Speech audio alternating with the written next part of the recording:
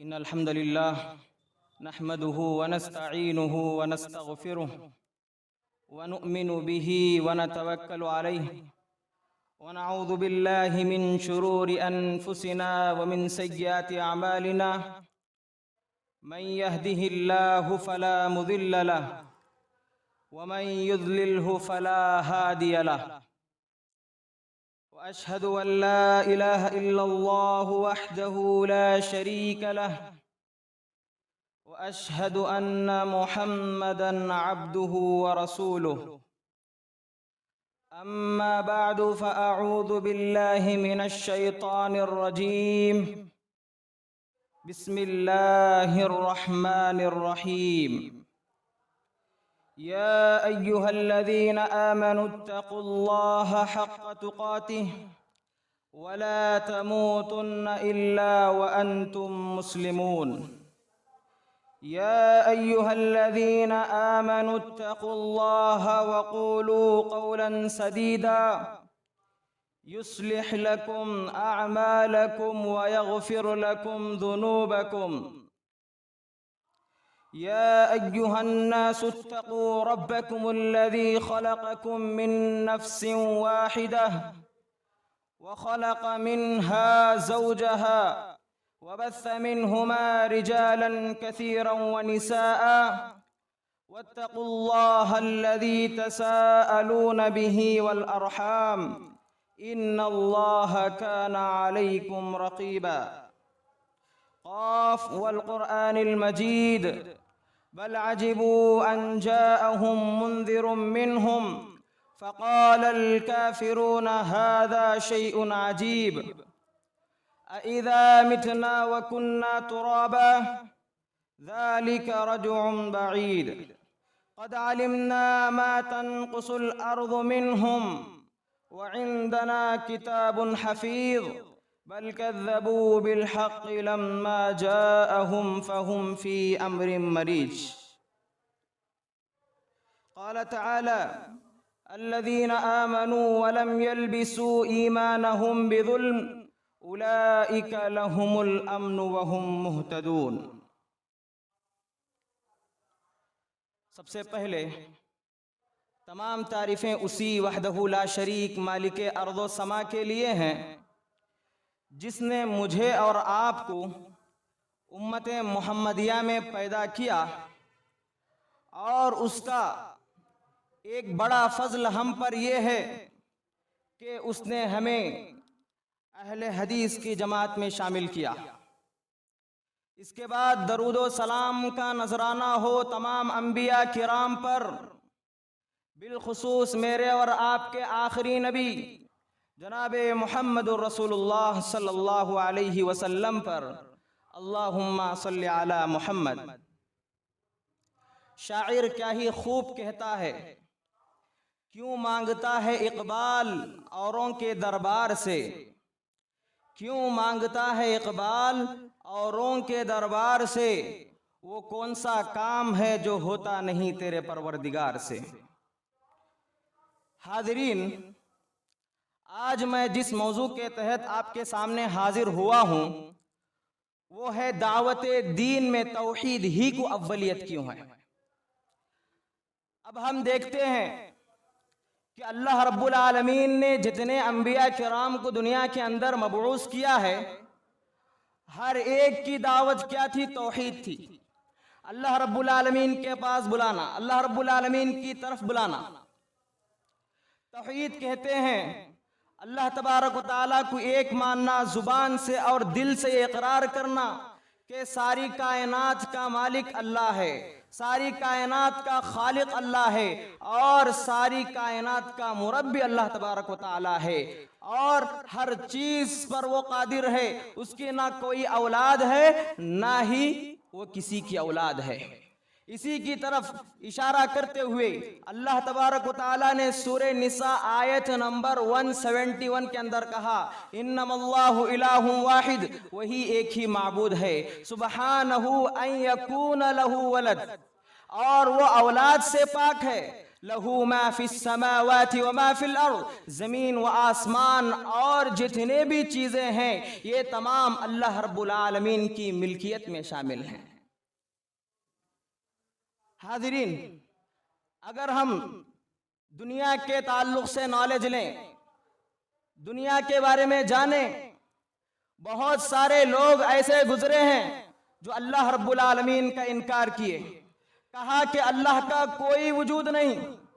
जैसा कि एक दो वाक़ये मैं आपके सामने रखने की कोशिश करता हूं। अहले बैत की मशहूर शख्सियत इमाम जाफर सादिक रहमतुल्लाहि अलैहि के बारे में आता है। एक मर्तबा ये वो इमाम है, ये वो शख्स हैं, ये वो शख्सियत है जिन्हें अहले बैत इमाम का दर्जा देती है, इमाम मानती है। इनके पास एक आदमी आता है और कहने लगता है कि सानिअ नहीं है, खालिक कोई नहीं है, मालिक नहीं है कोई भी। बगर्ज़े उसे समझाने के लिए इमाम जाफर सादिक रहमतुल्लाहि अलैहि कहते हैं, पूछते हैं, क्या तूने कभी समंदर में कश्ती पर सफर किया है? उसने कहा, हाँ मैंने सफर किया है। और पूछा, क्या तेरे ऊपर ऐसे हालात गुजरे जो खौफनाक हो, दर्दनाक हो? उसने कहा, जी हाँ। इमाम साहब रहमतुल्लाह ने कहा, जरा बताइए तफसील से। उसने कहा, एक मर्तबा मैं कश्ती पर सवार था और समंदर के अंदर तूफानी हवाएं चलने लगी, हमारी कश्ती डूब गई, मल्लाह कश्ती चलाने वाले डूबकर मर गए, लेकिन एक कश्ती का तख्ता बचा हुआ था। मैं उसके जरिए अपने आप को बचाने की कोशिश की, उसको पकड़ने के लिए आगे बढ़ा, लेकिन समंदर की जो मौजें हैं वो उस तख्ते को भी मुझसे छीन लिए। यहां तक के मौजें मुझे किनारे पर लाकर छोड़ दिए, हालांकि कोई सहारा उसका नहीं था, मौजों के जरिए वो किनारे तक पहुंच गया। इसके बाद इमाम जाफर सादिक रहमतुल्लाहि अलैहि फरमाते हैं, तू सबसे पहले जब कश्ती पर सवार हुआ तो तेरा एतमाद कश्ती पर था कि ये कश्ती मुझे पार कराएगी समंदर से, और साथ ही साथ कश्ती चलाने वाले जो मल्लाह हैं उन पर भी तेरा एतमाद था, भरोसा था। लेकिन जब ये दोनों गर्क हो गए, डूब गए, उसके बाद तेरा एतमाद एक मामूली से तख्ते पर आ गया कि मैं इसके सहारे किनारे तक चला जाऊंगा। फिर भी वो तख्ता क्या हो गया, गर्क हो गया, डूब गया, कोई सहारे की चीज मौजूद नहीं है। इसके बावजूद क्या तूने बचने की उम्मीद की? उसने कहा, हाँ मैं बचने की उम्मीद तो की है। तो इमाम जाफर सादिक रहमतुल्लाह ने कहा कि जिस ताल्लुक से तूने उम्मीद की है इसी को अल्लाह रब्बुल आलमीन कहा जाता है। जिनसे तूने उम्मीद की है कि वो बचा लेगा, इसी को अल्लाह रब्बुल आलमीन खालिक मालिक कहा जाता है। जब उसने ये जवाब सुना, ये बात सुनी, तो फौरन वो इस्लाम के अंदर दाखिल हो गया। तो इससे बात मालूम होती है कि जो लोग इनकार करते हैं उनका दावा बातिल है, उनका दावा झूठा है, बल्कि अल्लाह रब्बुल आलमीन मौजूद है। इसी तरह एक वाकया इमाम अबू हनीफा रहमतुल्लाह के ताल्लुक से आता है। एक मर्तबा मस्जिद में तशरीफ फरमा थे।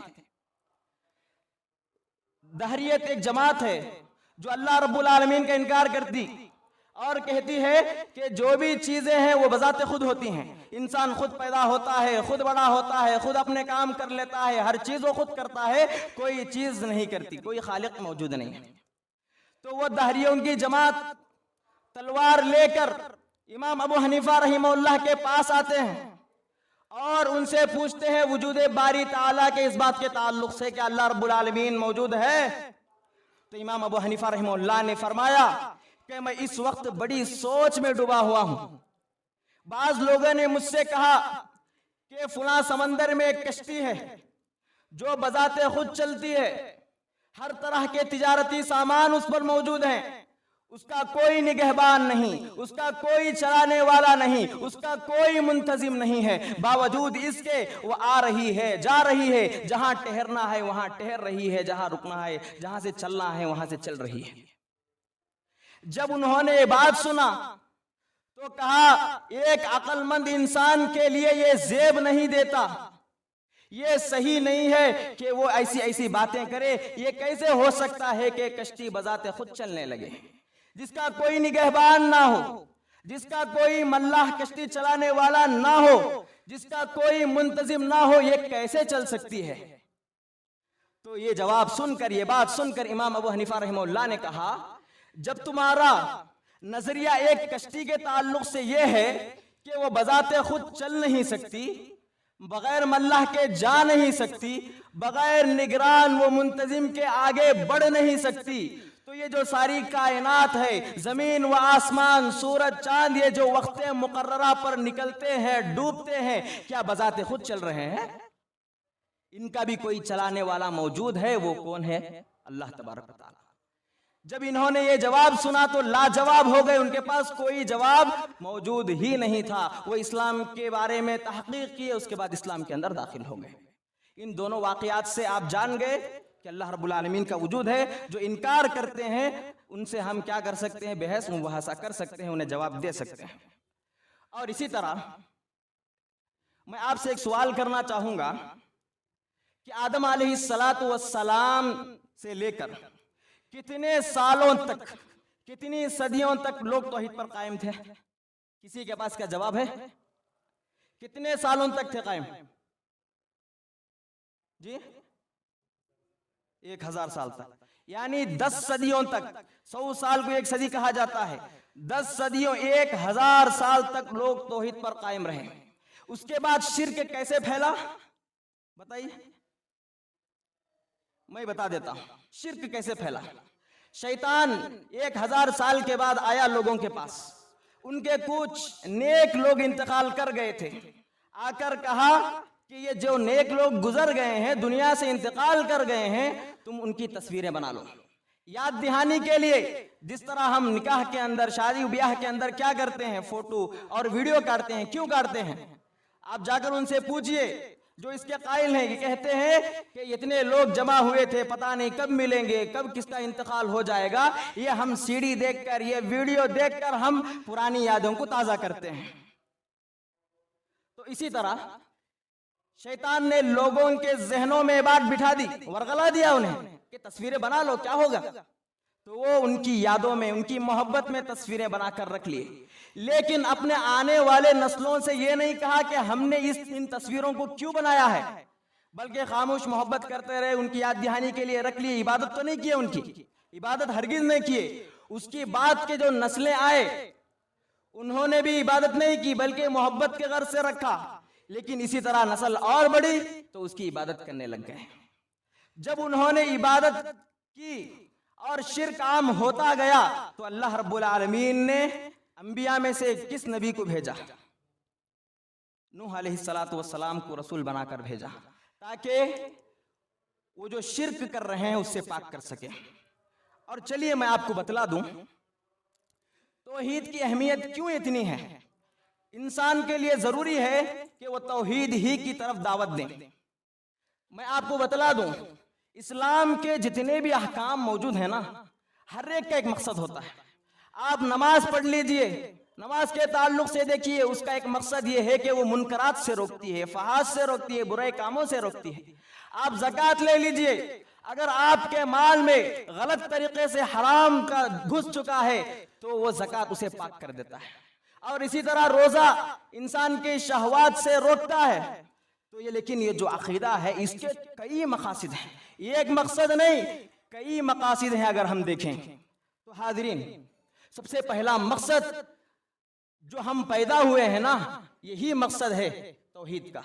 अल्लाह तबारक व तआला ने कहा वमा खलक़तुल जिन्ना वल इंसा इल्ला लियअबुदून। और जितने अंबिया किराम को अल्लाह रब्बुल आलमीन ने दुनिया के अंदर भेजा उनका भी मकसद यही था। कहा वमा अरसलना मिन क़ब्लिका मिर रसूल इल्ला नूही इलैहि अन्नहु ला इलाहा इल्ला अना फ़अब्दून। जितने भी अंबिया आपसे पहले हमने नाजिल किए, उतारे, भेजे, उन पर हमने वही यही की कि अल्लाह के सिवा कोई माबूद नहीं और उसी की इबादत की जाए। और अल्लाह के नबी अलैहिस्सलातु वस्सलाम ने भी इसकी वजाहत की, अव्वलु मा तदऊहुम इलैहि शहादतु अल्ला इलाहा इल्लल्लाह। जो सबसे पहले दावत दी जाएगी वो क्या होगा? शहादत अल्ला इलाहा इल्लल्लाह, अल्लाह के सिवा कोई माबूद नहीं। और इसी तरह अगर हमारे आमाल कबूल होना है, अगर हमारे आमाल कबूल होना है तो सही अकीदा तौहीद का होना जरूरी है। जैसा कि अल्लाह ने कहा, बला मन अस्लम वजहहू लिल्लाहि व हुवा मुहसिन, जो शख्स अपने आप को अल्लाह रब्बुल आलमीन के सामने झुका देता है इस हाल में कि वो मोमिन है, फलहू अजरुहु इंद रब्बी, तो अल्लाह रब्बुल आलमीन के पास उसके लिए बेहिसाब अजर है। इसका मफहूम मुखालिफ क्या है? जो शख्स अल्लाह के सामने अपने आप को नहीं झुकाएगा, नेक लोगों में से नहीं होगा, उसे अजर मिलेगा। जितना भी अमाल वो कर ले, नमाज पढ़ ले, ज़कात दे ले, जो जो दिन के अहकाम है कर ले, लेकिन उसकी जिंदगी में तौहीद नहीं रहा तो याद रखना उसके अमाल कबूल नहीं किए जाएंगे। और इसी तरह से अल्लाह ने कहा, फमन कान यरजू लिका रब्बिही, जो शख्स ये चाहता है कि वह अल्लाह से मुलाकात करे, फलयअमल अमलन सालिहा, उस पर जरूरी है, उसके लिए जरूरी है कोई नेक अमल करे। और वो नेक अमल कब कबूल होगा? फमन कान यरजू लिका रब्बिही फलयअमल अमलन सालिहन वला युशरिक बिइबादति रब्बिही अहदा, जबकि वो अल्लाह के साथ किसी को शरीक ना करे। अगर शरीक कर लिया तो याद रखना उसके अमाल कबूल हरगिज नहीं किए जाएंगे। और इसी तरह से हर इंसान की ख्वाहिश होती है कि वो दुनिया में भी कामयाब हो जाए और आखिरत में भी कामयाब हो जाए। तो कैसे कामयाब होगा? तो तौहीद के जरिए से वो इंसान कामयाब हो सकता है। अल्लाह रब्बुल आलमीन ने कहा, मन अमिल सालिहन मिन ज़करिन औ उन्सा व हुवा मुमिन, जो शख्स नेक अमल करेगा चाहे वो मर्द हो या औरत, वह हुआ मुमिन, इस हाल में कि वह ईमान वाला हो, फलनुहयिन्नहु हयातन तय्यिबा, तो हम उसके लिए बेहतरीन जिंदगी अता करते हैं। अब जो गैर हैं, जो गैर मुस्लिम हैं, वो दुनिया के अंदर अगर अच्छे काम कर लेते हैं तो याद रखना उन्हें दुनिया के अंदर बदला दे दिया जाता है। लेकिन जो मोमिन है, अगर वो नेक काम करता है, अच्छे अमाल करता है, तो याद रखना दुनिया के अंदर भी कामयाब होगा और आखिरत में भी वो इंसान कामयाब हो जाएगा। और इसी तरह से अकीदे तौहीद का एक मकसद ये भी बयान किया जाता है कि हमारी जिंदगी में अगर सुकून होना है, हमारी जिंदगी में अगर अमन होना है, तो अकीदे तौहीद को लाजिम पकड़ना होगा। जैसा कि मैंने खुतबे मसनूना में आयत पढ़ी, अल्लज़ीना आमनू वलम यल्बिसू ईमानहुम बिज़ुल्म, जो शख्स अल्लाह रब्बुल आलमीन पर ईमान लेकर आता है और उसके साथ कि उस ईमान में जुल्म की मिलावट नहीं करता, इन्न शिर्क लज़ुल्मुन अज़ीम, यहाँ पर जुल्म से मुराद शिर्क है। शिर्क की मलामत यानी नहीं मिलाता तो याद रखना यही अमन का हकदार है। फ़उलाइका लहुमुल अम्न व हुम मुहतदून, और यही लोग हिदायत याफ्ता होंगे। आज दुनिया के अंदर हम देखते हैं बहुत सारे तलबा, बहुत सारे स्टूडेंट इम्तिहान में फेल होने की वजह से खुदकुशी कर रहे हैं। बहुत सारे नौजवान इश्क और मोहब्बत में फेल होने की वजह से खुदकुशी कर रहे हैं। बहुत सारे इंसान कर्ज में डूबकर खुदकुशी कर रहे हैं। और बास जाहिल लोग ऐसे भी हैं जो पैदा होते ही अपना एक रोल बनाते हैं कि मैं बड़ा होकर ये करूंगा, ये बनाऊंगा, ये करूंगा। जैसे ही वो अपने मकसद को पा लेते हैं, वो ये सोचते हैं कि जो मैंने ख्वाहिश की थी वो मुझे मिल चुकी, अब जीने का कोई वास्ता नहीं है, वो खुदकुशी कर लेता है। लेकिन एक तौहीद वाला इंसान, एक सही अकीदे वाला इंसान ऐसा काम करेगा? हरगिज नहीं करेगा। और इसी तरह मैं एक अहम बात आपको बताकर आगे बढ़ना चाहूंगा। मैं आपसे सवाल करूंगा कि वसनियत पहले है या तौहीद पहले है? वसनियत कहते हैं बुत परस्ती, बुतों की पूजा करना, क्या ये पहले है या तौहीद पहले है? बताइए। अब बाज गैर मुस्लिम मुअर्रिखीन, तारीख बयान करने वाले दावा करते हैं, उनका दावा गौर से सुन लीजिएगा, गौर से सुने। उनका दावा यह है कि वसनियत पहले है, तौहीद नहीं। उनकी दलील क्या है कि इंसान कैसे पैदा हुआ? ये जो सूरज देख रहे हैं, पहले सूरज बहुत घूम रहा था, बड़ी तेज रफ्तारी के साथ घूम रहा था। उसका एक टुकड़ा वहां से निकलकर कहीं जा पर गिरा। कई सालों के बाद उस सूरज में ठंडक महसूस हुई, ठंडक पाई गई, और वही टुकड़ा, सूरज का टुकड़ा, जमीन की शक्ल इख्तियार किया। आज ये जो जमीन हम देख रहे हैं, उनके कौल के मुताबिक ये सूरज का एक टुकड़ा है। जब ये जमीन की शक्ल इख्तियार किया ना, उस वक्त पानी से अपने घेरे में ले लिया। उसके जरिए पानी के अंदर कई कीड़े पैदा हुए और वो कीड़े दूसरे कीड़ों को खाने लगे। यहां तक के पैदा होने वाले कीड़े इंसानी शक्ल इख्तियार किए। उस वक्त उनका नाम क्या रखा गया? इंसाने माई, यानी पानी में रहने वाला इंसान। चंद साल गुजरने के बाद वही इंसानी शक्ल की इख्तियार किए हुए कीड़े दरिया के किनारे, पानी के किनारे बाहर आने लगे, घास फूस खाने लगे और वो समंदर से बाहर रहने की भी कोशिश करने लगे। तो उस वक्त उनका नाम रखा गया इंसाने बरमाई। बरमाई कहते हैं पानी में भी रहने वाला और बाहर भी रहने वाला। उसके बाद तीसरा मरहला आया, इंसान मुस्तकिल तौर पर पानी को छोड़कर ऊपर आ गया। उसके बाद तमीज करने लगा। देखिए इनकी सोच कितनी बुरी है। एक कीड़ा तमीज कर रहा है कि ये जानवर का खाना है, ये हमारा नहीं है। तमीज करने लगा, ये हमारा लिबास है, ये है फला है फला है। हालांकि वो कहां से आया? ये कीड़े से आया। कीड़े से आने के बाद वो फर्क कर रहा है। जैसा कि बहुत सारे ये अकीदा रखते हैं कि हमारे जो पूर्वज थे, हमारे जो बाप दादा थे, वो किससे आए? बंदर से आए। तो इंसान क्या हुआ? जमीन पर आ गया और इंसानी शक्ल इख्तियार कर ली उसने, लिबास पहनना और हकीकत को जानने लगा वहां से। उसके बाद तरह तरह के माबूद बना लिए। किसी ने पत्थर को माबूद बनाया, किसी ने झाड़ को माबूद बनाया, किसी को नेक फलां को माबूद बनाया। हर एक इंसान अपना अपना माबूद बनाते गया। और ये एक नजरिया उनका ये भी है, अगर कोई इंसान सो जाता, ख्वाब में उनका करीबी आकर कहता फलां जगह खजाना है, जाकर ले ले, वो बेदार होकर जाता, उस खजाने को वहां से उठा लेता, तो वहीं से उसकी इबादत शुरू कर देता। हाँ, ये मेरा खुदा है। तो इनका नजरिया क्या है जरा आप देखिए। ये कहते हैं कि पहले बुत परस्ती आई, उसके बाद तौहीद आया। इसका जवाब आपको देना होगा। कैसे आप उनको बतलाएंगे कि सबसे पहले इस्लाम आया, तो इसीलिए तौहीद को अव्वलियत का दर्जा दिया गया है। कई चैलेंजेस आते हैं, कई चैलेंजेस इस्लाम के लिए आते हैं, तौहीद के ताल्लुक से आते हैं। तो अल्लाह ने इस पर जोर इसीलिए दिया ताकि ये अच्छा रहा तो तमाम अहकाम आपके अच्छे रहेंगे। अगर ये चला गया तो याद रखना तुम्हारे कोई अहकाम काम आने वाले नहीं हैं। मोहतरम हाजिरीन, अब हम जान गए कि तौहीद की फजीलत क्या है, इसके मकासिद क्या हैं। इसके बाद ये लोग कैसे सही अकीदे से मुनहरिफ होते हैं। अब सवाल ये है, लोग कैसे निकलते हैं सही अकीदे से? तो सबसे पहला सबब यह बयान किया जाता है कि उनके अंदर जिहालत पाई जाती है। सही अकीदे का नहीं समझना, उसका एहतमाम नहीं करना। लेकिन यही मामला आज हमारे अंदर पाया जा रहा है। हम नमाज पर गुफ्तगू करते हैं, रोजे पर गुफ्तगू करते हैं, ज़कात पर गुफ्तगू करते हैं और इसी तरह से हज पर भी बात करते हैं। जितने दूसरे काम हैं, जितने दूसरे टॉपिक हैं, हम हर इस पर भी बात करते हैं। लेकिन तौहीद का मसला आता है तो हम पीछे हट जाते हैं। कहीं पर मैंने ज्यादा नहीं देखा कि तौहीद पर बात हो रही हो। तौहीद पर कोई बात करना ही नहीं चाहता है। बताइए, जब तौहीद पर बात नहीं करेंगे तो क्या यह जिहालत हमारी दूर होगी? इसीलिए उमर बिन खत्ताब रज़ी अल्लाह अन्हु की रिवायत है, आप सल्लल्लाहु अलैहि वसल्लम ने फरमाया, इन्नमा तुनक़दु उरुल इस्लाम उरवतन उरवतन इज़ा नशा फिल इस्लाम मन ला यारिफुल जाहिलिया। याद रखना, इस्लाम की बहुत सारी कड़ियां हैं, नचैने हैं, वो धीरे धीरे करके कटने लगेगी। ये उस वक्त होगा जब इस्लाम के अंदर ऐसे लोग दाखिल हो जाएंगे जो जमाने जाहिलियत की गलतियों से ना वाकिफ होंगे। हम जानते हैं जमाने जाहिलियत का दौर कैसा था। बुत परस्तियाम, लड़कियों को जिंदा दरगोर करना, उनके अंदर तासुब पाया जाता था, आपस में एक दूसरे से झगड़ा करना। अगर इस्लाम के अंदर जाहिल लोग आ गए तो याद रखना, जो जमाने जाहिलियत का दौर था वही दौर हमारे इसमें भी आ जाएगा, इस्लाम खत्म हो जाएगा।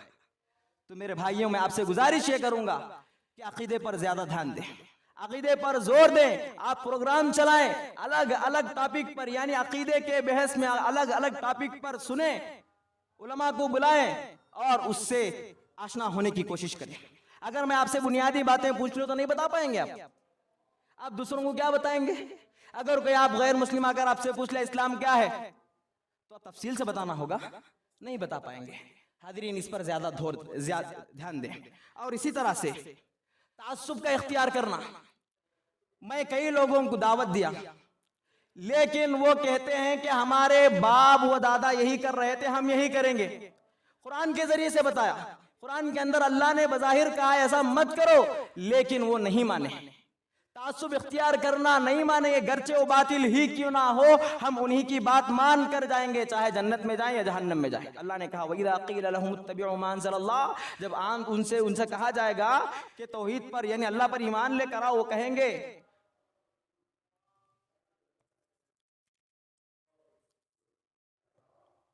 वइज़ा क़ील लहुम इत्तबिउ मा अंज़लल्लाह क़ालू बल नत्तबिउ मा अलफ़ैना अलैहि आबाना, कि हम अपने आबा व अजदाद के दीन पर रहेंगे, उन्हीं का तरीका इख्तियार करेंगे। तो मेरे भाइयों, जो इंसान तासुब इख्तियार करता है, अल्लाह रब्बुल आलमीन उसके दिल पर पर्दा डाल देता है। और इसी तरह से गुलू करना, बहुत सारे लोग उलमा के ताल्लुक से, अंबिया के ताल्लुक से, औलिया सालिहीन के ताल्लुक से गुलू से काम लेते हैं। जैसा ईसा अलैहिस्सलाम के ताल्लुक से आता है, जब अल्लाह रब्बुल आलमीन ने उन्हें आसमानों पर उठा लिया, उसके बाद इनके जो मुत्तबईन थे कई गिरोह में बढ़ गए। एक फिरका कह रहा है कि ईसा अलैहिस्सलाम अल्लाह के बंदे और उसके रसूल हैं, ये गुलू करते हुए कहता है कि इब्नुल्लाह अल्लाह रब्बुल आलमीन के बेटे हैं, और ये कहता है कि अल्लाह रब्बुल आलमीन खुद हैं। ये गुलू से काम ले लिए और क्या हो गए, दीन से भटक गए, गुमराह हो गए। क्या ये कामयाब होंगे? कभी भी कामयाब नहीं हो पाएंगे। इसी तरह से अली रज़ियल्लाहु अन्हु के ताल्लुक से आता है, ये जो शिया के लोग हैं, ये क्या कहते हैं कि अली रज़ियल्लाहु अन्हु अल्लाह तबारक व तआला है। ये गुलू से काम लिया उन्होंने। जब ये अली रज़ियल्लाहु अन्हु को ये बात मालूम हुई तो अली रज़ियल्लाहु अन्हु ने क्या किया, उन्हें बुलाकर जला दिया। तो ये गुलू से काम लेना हुआ।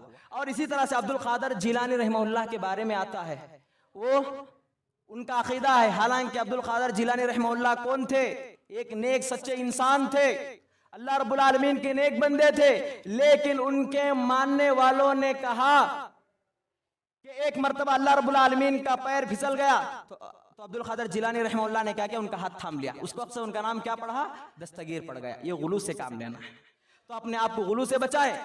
और अगर आप गुलू में नहीं पड़े हुए हैं तो याद रखना, ये ना सोचना कि हम नहीं पढ़े हैं, कोई बात नहीं, लेकिन आपके दूसरे भाई तो पढ़े हुए हैं, आपकी जिम्मेदारी है वो, आप उन्हें जाकर बताएं। और इसी तरह से टेक्नोलॉजी का गलत इस्तेमाल करना। आज दुनिया के अंदर हम देखते हैं कई नज़म, बहुत सारे लोग नज़म लिखते हैं, क्या कहते हैं, ये मोबाइल फितना है, ये टीवी फितना है, ये कंप्यूटर, ये लैपटॉप फितना है।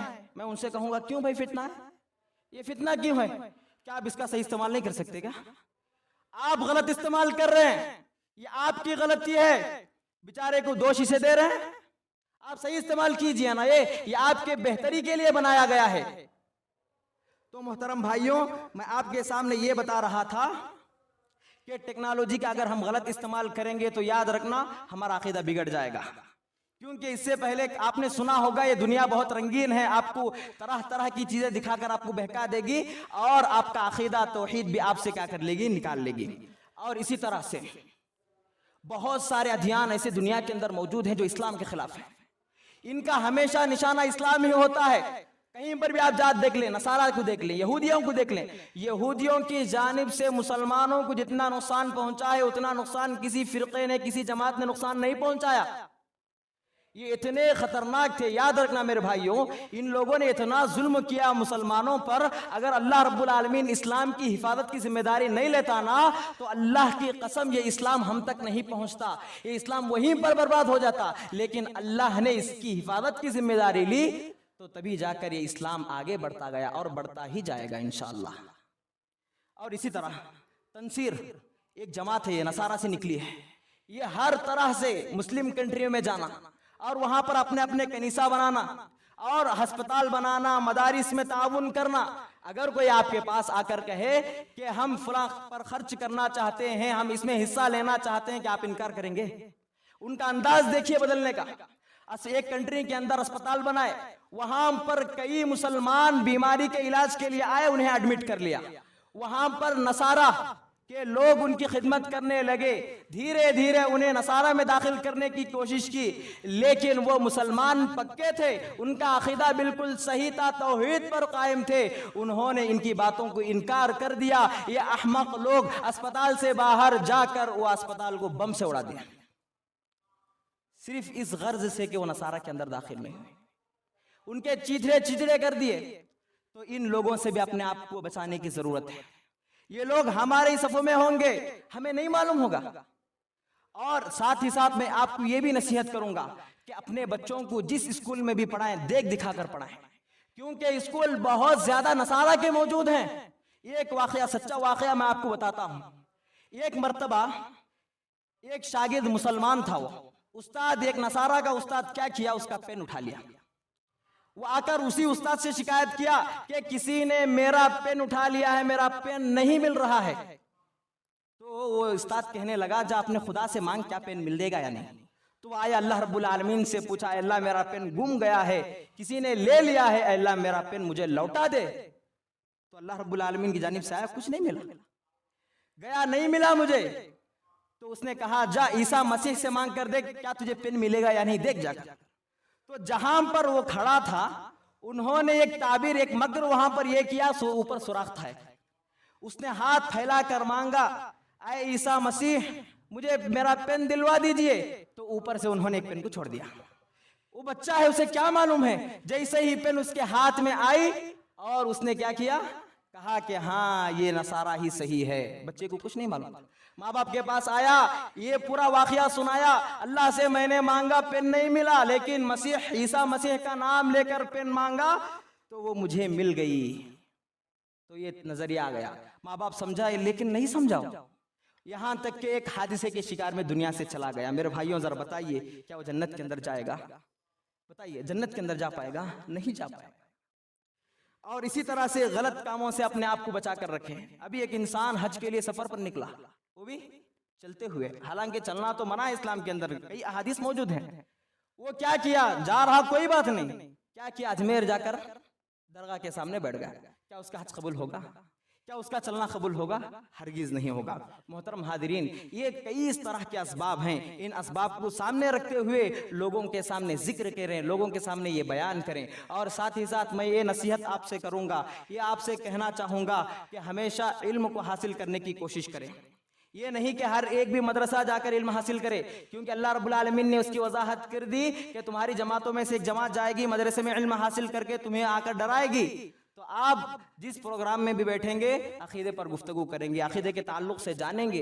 कई चीजें हम नहीं जानते, कई चीजें हैं हम खुद क्लास में बैठकर असातिज़ा से सुनते हैं, इतने साल से, 8 साल से हम पढ़ रहे हैं, हमें नहीं मालूम हो रहा है, हमें नई बात लग रही है। वो कई चीजें हैं हम नहीं जानते, बल्कि जहालत में रहकर गलत काम कर लेते हैं। हमें तसव्वुर तक नहीं होता कि ये सही है, ये गलत है। बाद में पता चलता है, जब हम आखिरत में जाएंगे उस वक्त पता चलेगा कि ये गलत था, ये सही था। इसीलिए ज्यादा ध्यान दें इस पर। और इसी तरह से मैं सुना था कि यहाँ पर मदरसा भी चलता है मदरसा। मैं आपसे सवाल करूंगा, क्या अकीदे पर बहस होती है? अकीदे की कोई किताब यहाँ पर पढ़ाई जाती है? नहीं पढ़ाई जाती। क्यों? रईदुर के अंदर, जामिया मोहम्मदिया अरबिया रईदुर के अंदर बाकायदा 8 साल अकीदे की किताब पढ़ाई जाती है, दूसरे मदारिस में नहीं। रईदुर के अंदर 8 साल पढ़ाई जाती है। हालांकि इब्तिदा से लेकर छोटे छोटे बच्चों को भी अकीदा सिखाया जाता है। मैं आपसे गुजारिश करता हूं कि अकीदे की किताब लाएं, किसी आलिम से रुजू करें, उसी किताब। तो अकीदे पर ज्यादा गुफ्तगू करने की आज हमें जरूरत है। मोहतरम हाजिरीन, ये चंद बातें थीं, क्योंकि ये बातें इसीलिए मैं आपके सामने रखा है, आप भी एक जिम्मेदार हैं। क्योंकि अल्लाह रब्बुल आलमीन ने क्या कहा, या अय्युहल्लज़ीना आमनू कू अनफुसकुम व अहलीकुम नारा। तुम अपने घर वालों को, सबसे पहले अपने आप को बचाओ और अपने घर वालों को जहन्नम की आग से बचाओ। जहन्नम की आग से बचाना कैसा है? नमाज पढ़ो नहीं, सबसे पहले अकीदा सही करो, तौहीद पर लेकर आओ, तौहीद की तालीम दो। आज दुनिया के अंदर अपने बच्चों को कॉलेज के अंदर छोड़ते हैं, वहां पर क्या सिखाया जाता है? तरबियत सिखाई जाती है। वहां पर डांस करना सिखाया जाता है, नाच गाना सिखाया जाता है। और बड़ा अफसोस होता है ऐसे माँ बाप पर जो अपने बच्चे, उनके बच्चे जब स्टेज पर डांस करते हैं तो उन्हें बड़ा फख्र महसूस होता है और लोगों के सामने फख्र के साथ कहते हैं कि आज मेरा बच्चा स्टेज पर खड़ा होकर डांस कर रहा था। ऐसे लोगों को शर्म आनी चाहिए। हालांकि मुसलमान है, याद रखना ये इस्लाम पर एक धब्बा है। ये लोग उंगली उठाएंगे, आपके उलमा कहते हैं कि डांस नहीं चलना, लेकिन आप ही के लोग डांस करते हुए नजर आ रहे हैं। टिकटॉक पर आप देख लीजिए, अक्सर मुस्लिम लड़कियां ही मौजूद आएंगी। ये सब नसारा की और यहूदियों की साजिश है हमें निकालने के लिए, इस्लाम से निकालने के लिए। मेरे भाइयों, इस पर ज़रा गौर करने की ज़रूरत है। और मैं आखिर में अल्लाह रब्बुल आलमीन से दुआ करता हूँ, ऐ अल्लाह हमें जब तक जिंदा हैं तौहीद पर जिंदा रहने की तौफीक अता फरमा, और जब हमारा खातिमा हो खातिमा बिल खैर अता फरमा। आमीन। वस्सलामु अलैकुम व रहमतुल्लाहि व बरकातहू।